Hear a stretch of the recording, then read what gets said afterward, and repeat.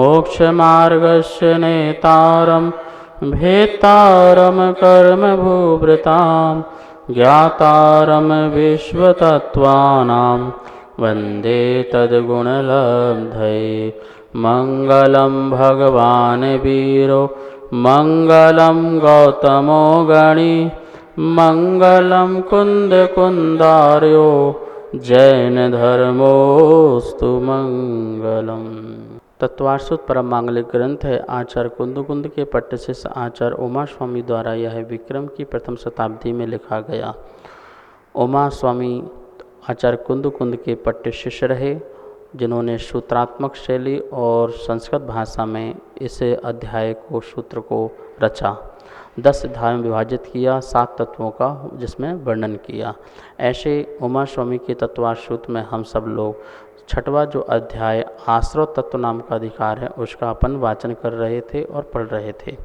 इसमें अपन ने सबने देखा था कि किन किन कर्मों से कौन कौन सा आश्रव होता है। तो कल देखा था कि देव आयु का आश्रव किन कारणों से होता है। 20वां नंबर सूत्र चला था कि सराग संयम, सईमा संयम, अकाम निर्जरा और बाल तप, ये जो हैं देव आयु के आश्रव के कारण होते हैं। इस सूत्र को और अच्छी तरह समझते हैं, इसके पहले एक बार इस सूत्र का बोर्ड के माध्यम से अवलोकन करके आगे समझते हैं। 6वां अध्याय का सूत्र नंबर 20वां है सराग संयम, संयमा संयमा, काम निर्जरा, बाल तपांसी, दैवश्य। इस प्रकार से सूत्र है सराग संयम, संयमा संयम और आकाम निर्जरा और बाल तप। ये जो 4 हैं ये दैवश्य, दैव मतलब देव आयु के आश्रव के कारण हैं। इनके चारों के बारे में अपन ने जाना था। अब जो देव हैं, देव में वैमानिक देव भी होते हैं, भवनवासी भी होते हैं, व्यंतर भी होते हैं और ज्योतिष भी होते हैं। तो आइए अपन इसके बारे में आज जानते हैं कि जो खोटे देव होते हैं, छोटे देव होते हैं, उनका आश्रव किन परिणामों से होता है। और जो वैमानिक देव हैं उसमें भी जो महारिद्धिधारी, मध्यम रिद्धि या अल्प रिद्धिधारी जो देव होते हैं उनका आश्रव कैसे होते हैं उसके बारे में आज जानते हैं। आगे जितना भी कथन होगा या तो राजवार्तिक या त्रिलोकप्रणति या सर्वभाषिति आदि अनेक ग्रंथों में जो तत्वार्षुत की टीका आदि की गई है या त्रिलोकप्रणति जो यति विश्व द्वारा लिखा गया है उनके माध्यम से यहाँ पर कथन चलेगा।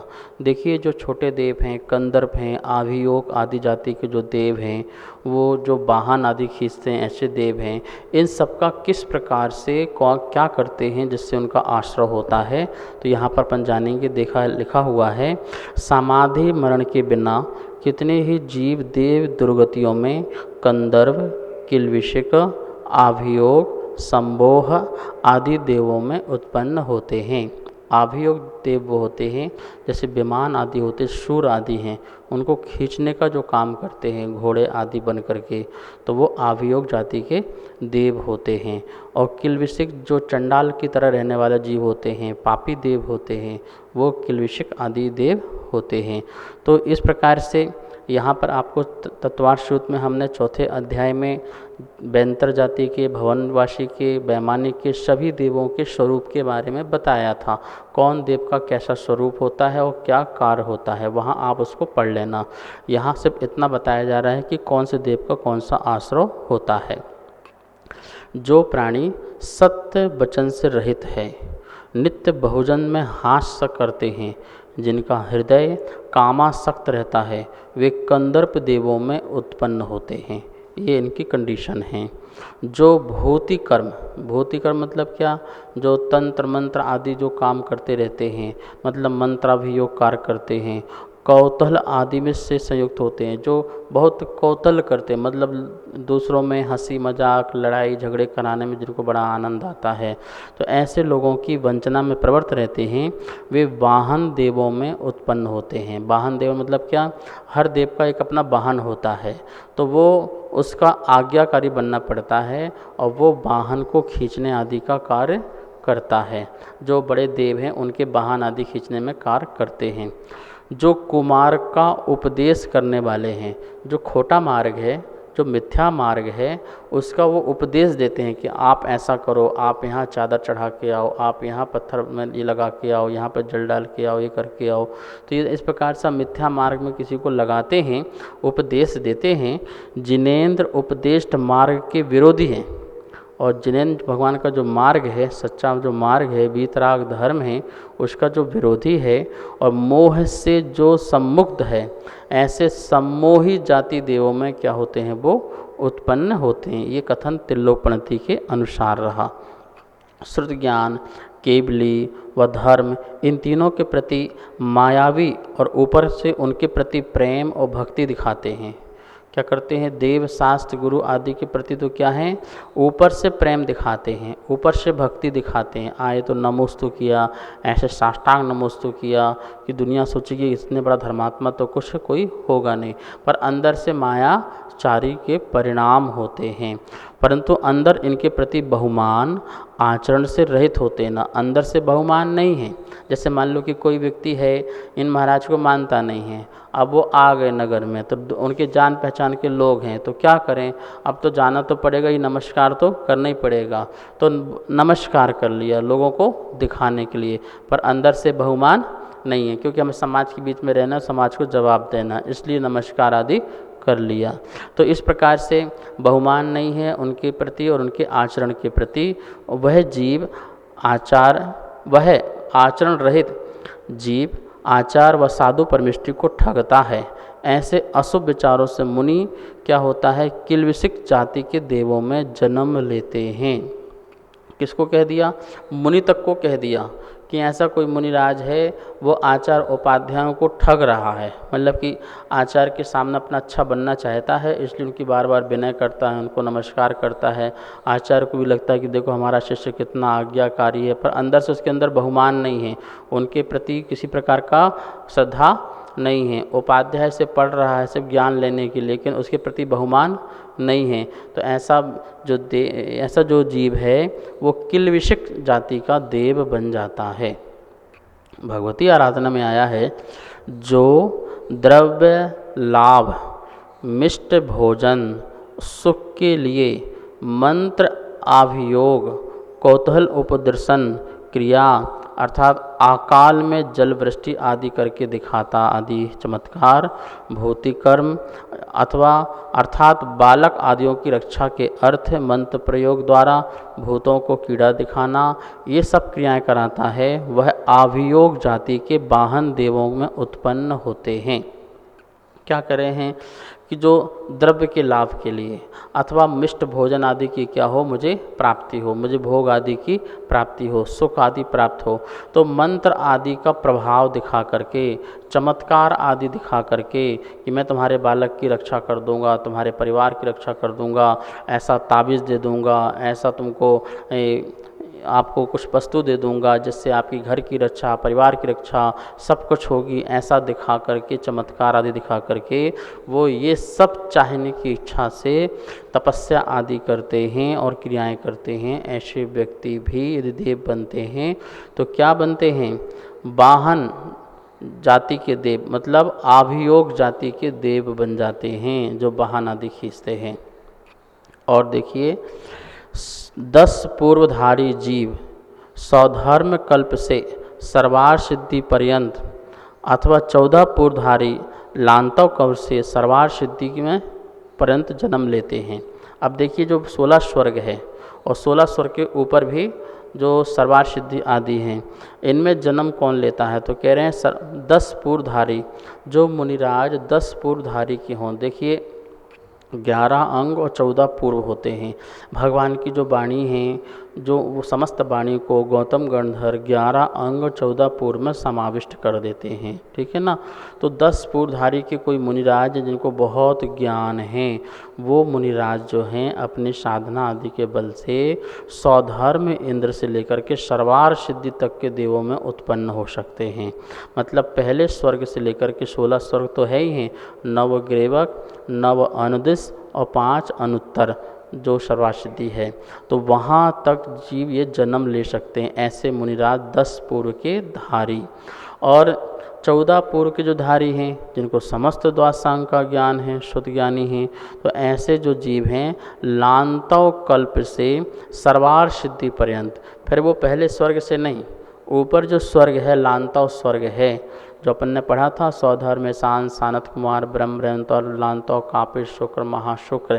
तो इस प्रकार से ब्रह्मणोत्तर के ऊपर जो लांतव स्वर्ग है उसके ऊपर वहाँ से लेकर के सर्वार सिद्धि तक के जो देव हैं उनमें वह उत्पन्न हो सकते हैं 14 पूर्वधारी मुनिराज। मतलब 14 पूर्वधारी के जो मुनिराज हैं वो स्वधर्म की जो शुरू के स्वर्ग हैं उनमें जन्म नहीं लेंगे, ऊपर के स्वर्गों में जाकर के क्या होंगे, उनका जन्म होगा। मतलब और महारिद्धि संपन्नता को प्राप्त होने वाले देव होंगे। नमोस्तु आचार्य श्री। आचार्य श्री, मैं इस शंका का समाधान चाहती हूँ कि जैसे हम स्त्री हैं तो अगर हम स्त्री पर्याय में रहकर भी प्रतिमा धारण करते हैं, व्रत उपवास करते हैं, गुरु की वाणी सुनते हैं, देव दर्शन करते हैं, तो हम किस देव की आयु में हम किस स्वर्ग तक जा सकते हैं? जो महिलाएं देशव्रती हैं अर्थात प्रतिमाधारी हैं या छुल्लिका हैं या आरिका हैं, श्रेष्ठ आरिका हैं, जो शील आदि का पालन करती हैं, लज्जा आर्जव आदि धर्म को धारण करती हैं, ज्ञान और सम्यक्त से संपन्न हैं, अथवा जो सम्यक्त आदि से सहित स्त्रियां जो हैं शैमी हैं और 4 प्रकार का आहार दान 4 प्रकार के मुनियों को देती हैं, पंच परमेष्टि के प्रति अनन्य भक्ति रखते हैं, व्रत उपास आदि करते हैं, ये इन सब के प्रभाव से स्वधर्म से लेकर के अच्युत स्वर्ग तक अर्थात पहले स्वर्ग से लेकर के 16वें स्वर्ग तक उत्पन्न हो सकती हैं। तो इस प्रकार से वर्णन आता है। वैसे स्त्रियों के वर्णन में 2 प्रकार से वर्णन आता है। ये सम्यक्त और संयम और देशव्रत के प्रभाव से ये 12वां स्वर्ग और 16वां स्वर्ग तक ऐसा वर्णन आता है, कहीं 16 स्वर्ग का और कहीं 12वें स्वर्ग का, लेकिन 16वें स्वर्ग तक का भी वर्णन प्राप्त होता है कि वो वहाँ तक भी जाकर के अपना जन्म ले सकते हैं। और यदि कोई पुरुष भी है वो भी यदि इस प्रकार से 4 प्रकार का दान 4 प्रकार के मुनियों को देता है, सम्यक्त और देशव्रति से सहित होता है, पंच परमेष्टि की भक्ति आदि करता है, तो वह भी पहले स्वर्ग से लेकर के 16वें स्वर्ग मतलब स्वधर्म स्वर्ग से अच्युत स्वर्ग तक किसी में भी वह उत्पन्न हो सकता है। अर्थात ऐसे देवायु का आश्रय करके वहाँ पर जन्म ले सकता है। 16 स्वर्ग के ऊपर जो नवग्रहवक हैं जो अहिमिंद्र कहलाते हैं, 16 स्वर तक तो इंद्र कहलाते हैं, इंद्र के नीचे भी बहुत सारे देव होते हैं, लेकिन नवग्रहवक 9 अनुदिश और 5 अनुत्तर जो हैं ये अहमिंद्र देव कहलाते हैं। मतलब जो भी इंद्र है वो सभी इंद्र ही हैं, अपने आप में इंद्र हैं, इंद्र से कोई छोटा वहाँ पर है नहीं, सब समान हैं, बराबर के हैं। तो इस प्रकार से जो नवग्रहवक हैं, नवग्रहवक के विमानों में उत्पन्न होने वाले जो देव होते हैं वो कौन बनते हैं, तो इसके लिए आचार्यों ने बताया है जो मुनिराज का रूप धारण करके कठोर साधना करते हैं, जो उसमें 2 प्रकार से हो सकते हैं, जो द्रवलिंगी भी हो सकते हैं और भावलिंगी भी हो सकते हैं।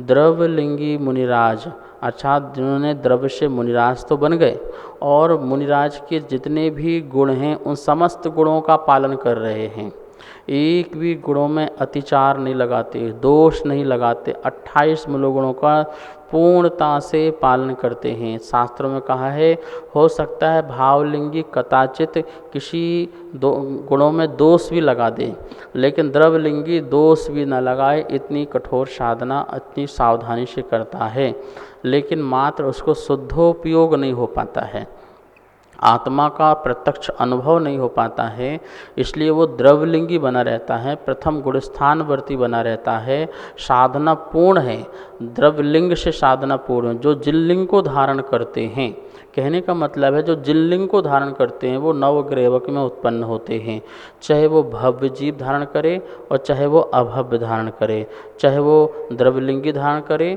चाहे वो भावलिंगी से धारण करे, वो दोनों ही नवग्रहवक में जाने की पात्रता रखते हैं। ऐसे द्रव्यलिंग धारण करके कितने बार यह जीव ने नवग्रहवक को पाया है। कोई बड़ी बात नहीं है। मुनि व्रत धार अनंत बार ग्रैवक उपजायो। अनंत बार मुनि बनकर के द्रवलिंग धारण करके इसने कठोर से कठोर साधना की है। आचार्यों ने कहा कितनी कठोर साधना, इतनी कठोर साधना कि कोई घानी में भी पेल दे तो उफ की आवाज़ न करें, कोई उपसर्ग कर दे, कठोर से कठोर उपसर्ग कर दे, गरम गरम आभूषण भी पहना दे, अग्नि में डाल दे, समुद्र में फेंक दे, तब भी वह जीव उफ की आवाज़ न करे, तो ऐसा जीव जो है वह नवग्रीवक में उत्पन्न हो सकता है। क्यों? क्योंकि उसके अंदर कहीं ना कहीं यश नाम का अथवा शुद्ध उपयोग नहीं चखने के उनके परिणाम नहीं हैं और सप्तम गुण स्थान की उनको प्राप्ति नहीं हो पाती है, प्रथम गुण स्थानवर्ती बने रहते हैं। अगृहित मिथ्यात्व जो है उनके अंदर चलता रहता है। इस कारण से वह द्रवलिंग के प्रभाव से भी, उस साधना के प्रभाव से भी नवग्रीवक में उत्पन्न हो जाते हैं। भावलिंगी मुनिराज भी नवग्रीवक में उत्पन्न हो जाते हैं और वहाँ से आने के बाद 2-3 भाव में मोक्ष को भी प्राप्त कर लेते हैं। कौन? भावलिंग वालों की ये विशेषता है, वो गए तो वहाँ पर, लेकिन आने के बाद 2-3 भाव में क्या करेंगे, वो मोक्ष को प्राप्त हो जाएंगे। लेकिन जो द्रवलिंगी हैं उनका मोक्ष 2-3-4 भाव क्या कितने भाव बाद भी मोक्ष नहीं होता है। इसलिए यहाँ पर जाने की योग्यता जो है वो देश संयमी को भी नहीं है, मात्र सम्यक दृष्टि को भी नहीं है, मात्र देश संयमी को भी नहीं है, यहाँ पर मात्र मिथ्या दृष्टि को भी नहीं है। मिथ्या दृष्टि सहित भी जो द्रवलिंग मुनिराज का रूप धारण करके कठोर साधना करे वो वहाँ पर जा सकते हैं और सम्यक दृष्टि भावलिंगी मुनिराज भी वहाँ पर उत्पन्न हो सकते हैं। इस प्रकार नवग्रीवक में उत्पन्न होने की पात्रता ऐसी होना चाहिए और ये पात्रता है तो वहाँ पर देवायु को आश्रय करके वो देव बन सकते हैं। तो इस प्रकार से जिन लिंग को धारण करके भव्य अभव्य दोनों ही नवग्रीवक में उत्पन्न हो सकते हैं, लेकिन नवग्रीवक के ऊपर जो 9 अनुदिश और 5 अनुत्तर हैं, सर्वार सिद्धि आदि हैं, इनमें नियम से भव्य जीव ही जो जिन लिंग को भावलिंग से धारण करते हैं, जो द्रवलिंग के साथ साथ भावलिंग मतलब बाह्य वेश के साथ साथ अंतरंग वेश भी धारण करते हैं, अंदर से मुनि हैं जो अंदर से शुद्ध उपयोग का साधन करते हैं, ऐसे महामुनिराज ही कहाँ पर अनुत्तर और अनुदिश आदि में जन्म लेते हैं। मतलब सर्वार सिद्धि में कोई पूछे जन्म कौन लेगा,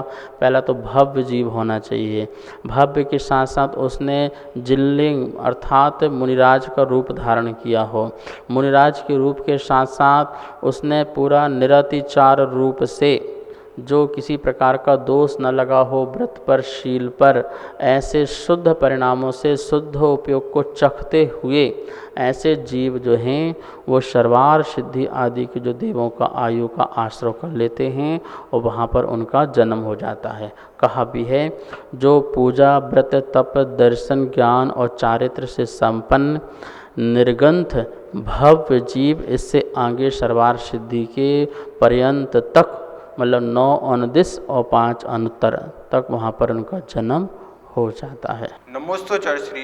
जो अन्य मत के साधु संत हैं उनका कौन से स्वर्ग तक जन्म हो सकता है? मंद कसाई और प्रिय वचन बोलने वाले, ध्यान रखना 2 शब्द का, मंद कसाई जिनको बहुत ही मंद कसाई मतलब भोले भाले हैं और प्रिय वचन बोलने वाले हैं, ऐसे चारवाक। एक चारवाक एक मत है, चारवाक मतलब क्या, चारुवाक, चारु मतलब जो वो प्रिय वचन जिनके होते हैं वो चारुवाक चारवाक कहलाते हैं। क्या है चारवाक मत? चारवाक मत कहता है कि पुनर्जन्म जीव का नहीं होता है, तुम कुछ भी करो संसार में तुम्हें उसका फल नहीं भोगना पड़ेगा, तुम्हारा जन्म ही नहीं होगा तो किसी को हिसाब किताब भी नहीं देना होगा। इसलिए जब तक जीवन है अच्छे से मौज मस्ती से जियो, ऐसा एक चारवाक का मत होता है। एक चारवाक ऋषि भी हुए हैं और ऐसे ही परिव्राजक नाम के ऋषि आदि होते हैं। तो चारवाक परिव्राजक जो ऋषि आदि जो हैं ये जो हैं मंद कषाय से और प्रिय वचन आदि बोलने आदि के माध्यम से जो हैं उनका जो जन्म है भवनवासी वेंतर ज्योतिष से लेकर के स्वर्गों में ब्रह्मकल्प तक ब्रह्म कल्प तक उनका क्या होता है, जन्म हो जाता, मतलब 5वें स्वर्ग तक उनका जन्म हो जाता है। भवनवासी में कहीं भी, वेंतर में कहीं भी, ज्योतिष में कहीं भी, और स्वर्गों में जाते हैं तो 5वें स्वर्ग तक, इस प्रकार से वहाँ तक उनका यहाँ पर जन्म होता है। और भी अनेक प्रकार के साधु होते हैं या आकाम निद्रा करने वाले मनुष्य त्रियंच होते हैं। जो कोई पंचेंद्रिय संगी त्रियंच जीव हैं, आकाम निद्रा से युक्त हैं। आकाम निद्रा से युक्त मतलब क्या, आकाम निद्रा को मैंने आपको बताया है। तो ऐसे त्रियंच जो जीव हैं और मंद कषाय हैं, तो वो भी जाकर के कहाँ जन्म ले सकते हैं, सहस्रार स्वर्ग तक। सहस्रार स्वर्ग मतलब 12वें स्वर्ग तक उनका वहाँ पर जन्म हो सकता है। और भी ऐसे बहुत सारे साधु संत हैं जो काय क्लेश तप तपते हैं। काय क्लेश मतलब शरीर को कष्ट देने वाला जो है तप तपते हैं, और तीव्र क्रोध से युक्त भी होते हैं। क्रोध से भी युक्त हैं और काय क्लेश को तपने वाले तप भी होते हैं। ऐसे कितने ही आजीवक साधु कहलाते हैं। वो क्रमशः भवनवासी से लेकर के वेंतर, ज्योतिष और 16 स्वर्ग इनमें उत्पन्न हो सकते हैं। वो भवनवासी में भी, बेंतर में भी, ज्योतिष के में भी और 16 स्वर्ग आदि में भी उनका जन्म हो जाता है। और आगे बता रहे हैं ईशान कल्प पर्यंत देव, स्वधर्म और ईशान की जो देव और देवियाँ दोनों की जो उत्पत्ति होती है, इसके आगे केवल देवों की ही उत्पत्ति होती है। देव देवियों की उत्पत्ति कहाँ पर होती है, 2 स्वर्गों में होती है, स्वधर्म और ईशान स्वर्ग में उनकी उत्पत्ति होती है।